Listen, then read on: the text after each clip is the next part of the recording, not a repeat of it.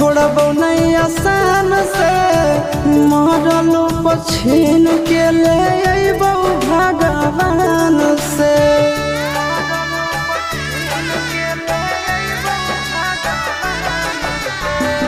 मानहियो जान से छोड़बो नहीं आसान से, मरलो पछीन के ले अइबो भगवान से।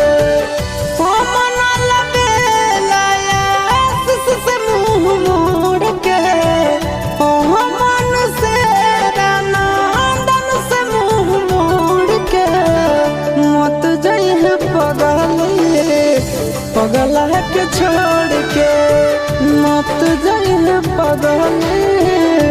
पगला के छोड़ के।